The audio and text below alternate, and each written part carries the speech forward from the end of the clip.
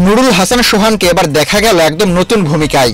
হাতে ব্যাট কিংবা keeping gloves নয়, প্যাডেল র্যাকেট। বসুন্ধরা স্পোর্টস সিটিতে শুরু হয়েছে জমজমাট প্যাডেল টুর্নামেন্ট। আর সেখানে বিসিবি পরিচালক শাওনিয়ান তানিমকে সঙ্গী করে কোর্টে নেমেছেন Gold's Gym across 30+ countries with over 700+ locations worldwide. Train anywhere, belong everywhere. জাতীয় দলের এই ক্রিকেটার। দেশে প্যাডেল খেলাকে ছড়িয়ে দিতে বেশ কিছুদিন ধরে কাজ করছে বসুন্ধরা স্পোর্টস সিটি। স্কোয়াশের পর এবার বড় পরিসরে প্যাডেল প্রতিযোগিতা আয়োজন করা তাদের পরিকল্পনার বড় অংশ। সেই লক্ষ্য থেকে 10 ডিসেম্বর বৃহস্পতিবার থেকে শুরু হলো বহুল প্রতীক্ষিত এই টুর্নামেন্ট।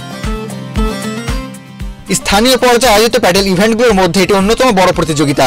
এতে অংশ নিয়েছেন 120 জনেরও বেশি খেলোয়াড়, যা আকার এবং অংশগ্রহণের দিক থেকে টুর্নামেন্টটিকে বিশেষ গুরুত্ব দিচ্ছে।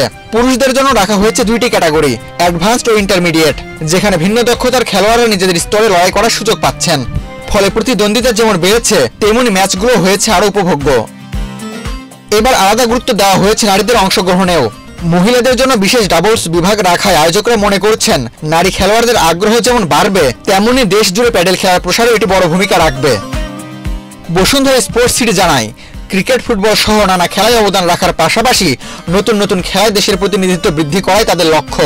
প্যাডেল টুর্নামেন্ট 2025 উদ্যোগের আরেকটি ধাপ, যা ভবিষ্যতে দেশের প্যাডেল খেলার মান উন্নয়ন ও জনপ্রিয়তা বাড়াতে গুরুত্বপূর্ণ ভূমিকা রাখবে বলে বিশ্বাস আয়োজকদের।